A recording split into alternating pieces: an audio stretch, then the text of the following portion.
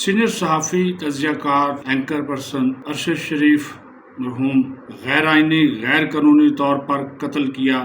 उन पुलिस एहलकारों के खिलाफ भी अहकामात जारी कर दिए कार्रवाई करने के जिन्होंने अरशद शरीफ को कत्ल किया था। बिस्मिल्लाहिर्रहमानिर्रहीम। जमहूर की आवाज़ M2M उर्दू पर सीनियर सहाफ़ी तज़िया कार एंकर पर्सन अरशद शरीफ मरहूम का जो बेईमाना कत्ल हुआ, जो कीनिया की पुलिस ने किया और कीनिया की अदालत ने उसका ज़िम्मेदार उन पुलिस एहलकारों को ठहराया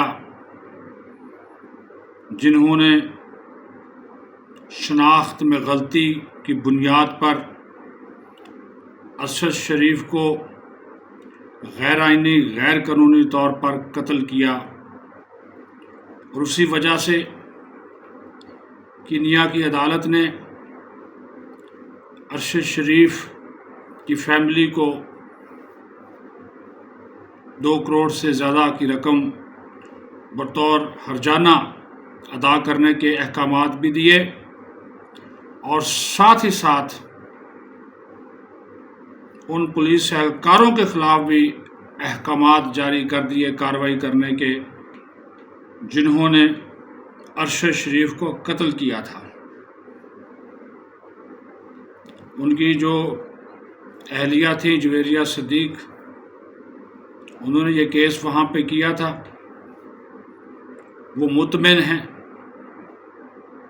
और इस फैसले, इस कीनिया की अदालत के फैसले के बाद PTI की वो तमाम साजिशी थ्योरियाँ दम तोड़ गईं, बल्कि बढ़ गईं। जो ये इल्ज़ाम लगाते रहे कि अरशद शरीफ के कत्ल के पीछे भी हमारी इस्टेब्लिशमेंट है या इसका उसमें कोई किरदार है। कीनिया की अदालत ने करार दिया कि कोई बैरूनी अवामल इस कत्ल में कारफरमा नहीं है। ये जो कुछ किया कीनिया की पुलिस ने किया और उसकी वजूहात भी बयान कर दी गई। खुद जुवेरिया सिद्दीक ने कोई ऐसा मुतालबा नहीं किया अपनी पटिशन में कोई कि वहाँ कीनिया में बाहर से कोई दूसरी या तीसरी कुव्वत ने इस मामले में कोई किरदार अदा किया हो, क्योंकि ये PTI का वतीरा है, आज से नहीं है। जब से हुकूमत गई है इमरान खान की, रो रहे हैं, सर पीट रहे हैं, दीवारों पर सर मार रहे हैं, मातम कुनाह हैं। हर चीज़ का इल्ज़ाम मुक़्तदर इदारों या मिलिट्री इस्टेब्लिशमेंट पे लगाना है, क्योंकि तकलीफ़ और दुख ये है कि हमें हुकूमत से क्यों निकाला। हालांकि इन्होंने नहीं निकाला, जिन्होंने निकाला आइनी तरीके से, कानूनी तरीके से निकाला और उसको वेरीफाई सुप्रीम कोर्ट ने किया। ये तो अदम एतमाद की तहरीक ही नहीं आने देना चाह रहे थे। बहरहाल वो दूसरी तरफ बात चली जाती है, लेकिन इस केस में सहाफ़ती बरादरी को तकसीम करने की कोशिश की गई। मर्ज़ी के जो इनके अपने प्रो PTI यूट्यूबर्स और सहाफ़ी हैं, उन्होंने भी कीचड़ उछाला। DGI-SI पे, आर्मी चीफ तक बहतान तराज़ी की गई। लेकिन क्या, जब हक़ाइक़ सामने आए, इंक्वायरी हुई, फैसला हो गया, रोज़ रोशन की तरह हर चीज़ वाज़ेह हो गई, तो इनके पल्ले क्या रहा?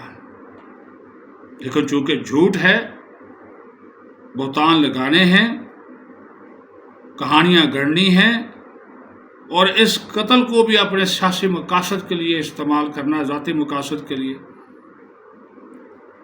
कभी किस तंजीम को ख़त लिखा जा रहा है, کبھی جوڈیشل کمیشن، آج پھر انہوں نے مطالبہ کیا، چلے یہ بھی دودھ کا دودھ اور پانی کا پانی ہو جائے گا۔